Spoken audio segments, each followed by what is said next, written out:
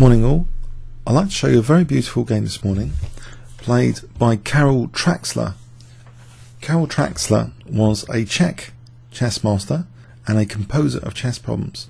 He is best known for the hyper-aggressive variation named after him, the Traxler variation in the two knights defense, which was first shown in the game I'm about to show you against Renish, played in a place called Houston, not Houston, Texas, I believe, somewhere else, in 1890. So e4, and Traxler plays e5, after knight f3, knight c6, we see bishop c4, and the two knights defense is knight f6. Both knights out, it's the two knights defense, inviting this early attack on f7, and the most common move is d5, but the Traxler variation is bishop c5, seemingly just ignoring this attack on f7. White has two choices, knight takes or bishop takes. In the game here we see knight takes f7, which looks quite promising. It's full king, queen and rook after all. Okay, black now plays a surprising move. So the innovator Traxler, with this idea of just leaving f7 hanging like this, his idea is to counterattack with bishop takes f2 check. Okay, and this could lead to another seemingly very dangerous forcing move if it is taken. Knight takes e4, which opens up the queen on this diagonal. So white is wary of the complications that would create and just try to sidestep it with king e2 here. Traxler recommends that perhaps the best defense was king f1,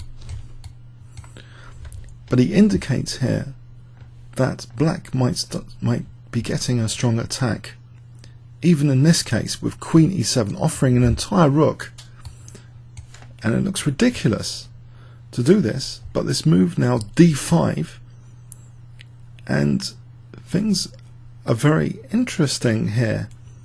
After ed, knight d4, things are quite dangerous for white.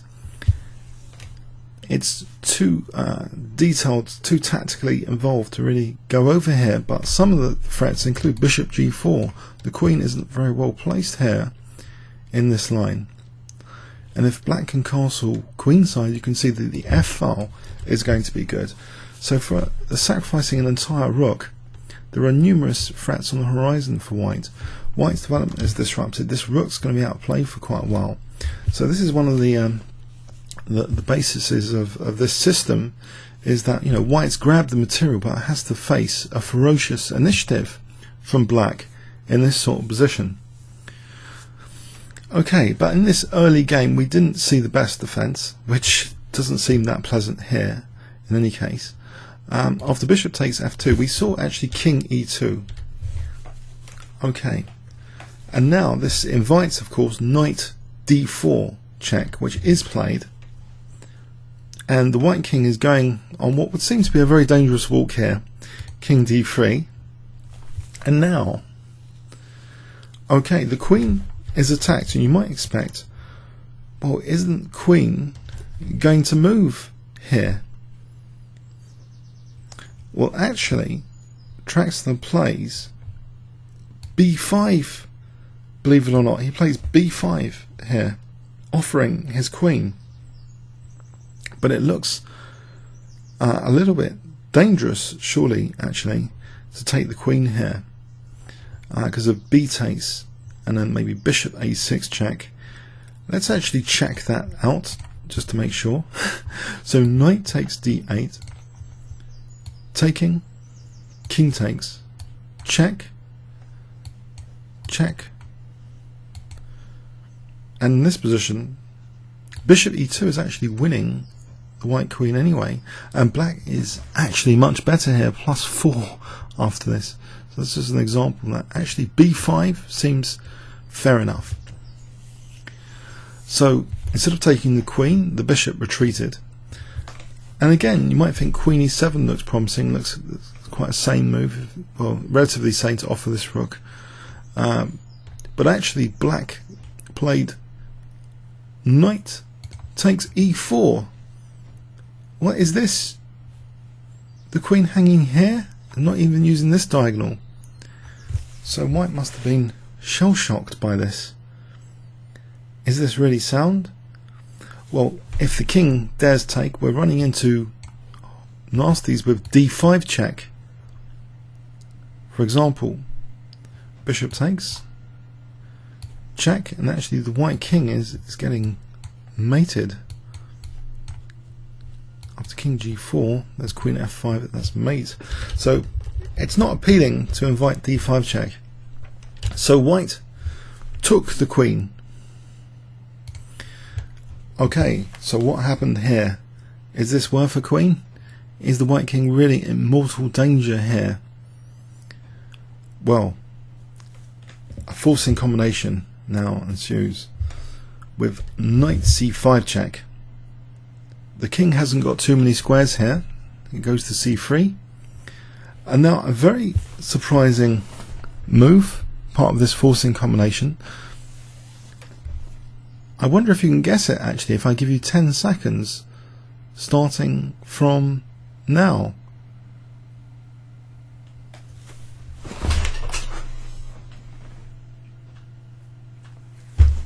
Okay, it's like a square vacation kind of tactic. Knight e2 check. It's vacating this d4 square. White hasn't got too many choices here. If he does venture with his king, I don't think that fares any better than the game. White took, but now this bishop can come to d4, so that's the point. The king is ruled out now of the c3 square. It goes to b4. And now black continues with a5 check. Now immediately one can see quite clearly that king a3 isn't a good idea because of b4 mate. So the king has to take on b5. And now we see bishop a6 check. Okay, not too many choices for white. King takes a5. And now we see bishop d3 check, forcing the king to that b4 square. Okay. And now, very interesting final bit of this forcing move combination. This kind of wall with the bishops has been created here against the white king. But can you see what black plays here? Okay. Black played knight a6 check, forcing the king now on the a file. Okay, so king a4. And now, with the king on the a file, there's a final crushing idea that's played. Knight b4 check, offering the knight now. What is this?